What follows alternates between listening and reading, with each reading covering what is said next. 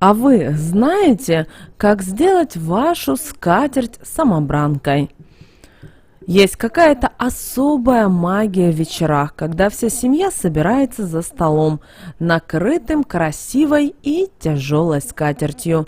И дело тут не в стоимости ткани или искусной какой-то вышивки, а в атмосфере душевного тепла и уюта, которую и создают скатерти.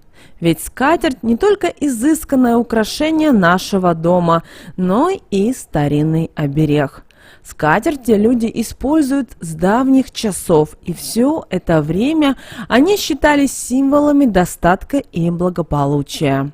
Первые скатерти появились в Древнем Египте.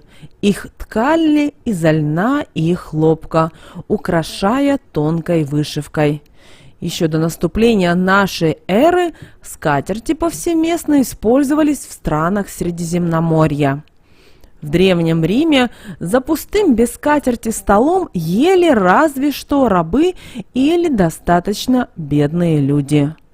А вот мастерицы Персидского царства создавали поистине роскошные скатерти, вплетая в узор нити из чистого золота. В Средневековье о скатертях забыли.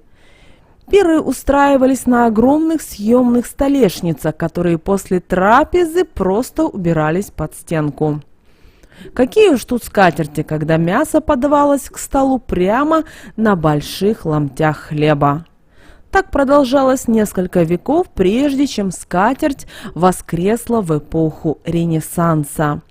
На Русь скатерть пришла из Византии и сразу же полюбилась нашим прапрапрабабушкам.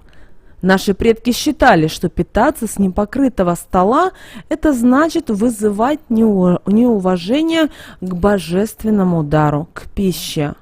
Поэтому, перед тем, как позвать домочадцев к столу, хозяйка обязательно накрывала его скатертькой. К этому предмету все домашние относились уважительно. Недаром чудесная скатерть-самобранка – это один из самых популярных мотивов народных сказок. Со скатертями связано много поверьев и обычаев. Так не рекомендовалось дарить скатерть любимому человеку, это могло привести к расставанию. А вот дарить скатерть свекрови, куме или сватам считалось добрым знаком. Но преподносить подарок можно было только в сложенном виде. Нельзя сметать со скатерти крошки, если вы не хотите иметь материальных проблем.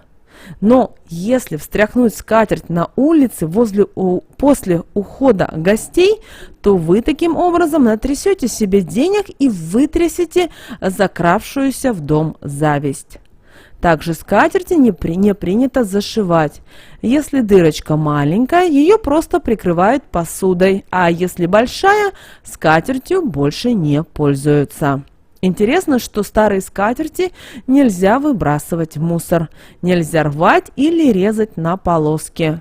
Считается, что это может привести семью к нужде. Поэтому вышедшую из употребления скатерть нужно обязательно сжечь. С новой скатертью, купленной на замену, можно провести простой и в то же время очень действенный ритуал. Для этого вам понадобится 4 монетки серебряного цвета и 1 купюра достоинством не менее $1. Монетки следует вшить в каждый угол скатерти. После этого подойти к чисто вытертому столу и накрыть его новой скатертью со словами «Новая скатерть, новые деньги». После этого положите вашу купюру под скатерть. Не сомневайтесь, теперь в вашем доме всегда будут водиться деньги. Также очень интересные обычаи существуют для тех, кто ищет свою вторую половинку. Когда вы окажетесь гостем на чьей-нибудь свадьбе, сидя за столом, слегка потяните скатерть на себя. Результат не заставит себя долго ждать. Вскоре гулять будут уже и на вашей свадьбе. Ну а самый забавный ритуал связан как раз с вечно запаздывающими к столу гостями или домочадцами. Если вы уже устали ждать и по несколько раз разогреваете обед, то решительно возьмите скатерть за 2 ближайших угла и с чувством несколько раз встряхните ее над обеденным столом. И вы знаете, ваш нарушитель прибежит через считанные минуты. Нередко скатерти становятся семейной реликвией и передаются по наследству. А вместе со скатертью хозяйки передают и лучшие рецепты, добрые советы и теплые воспоминания о семейных вечерах за ужином на красивой скатерти. А уж накопить такие душевные истории сможет каждая из нас. Друзья, будьте благополучны и счастливы. Мы надеемся, та информация, которую мы вам даем, она полезна и важна. Поэтому обязательно делитесь этой информацией с друзьями, со знакомыми, с теми людьми, кого вы любите и цените, и хотите также, чтобы у них все было прекрасно и хорошо. Ну а мы с вами прощаемся, друзья, и услышимся уже в следующем видео. Пока-пока!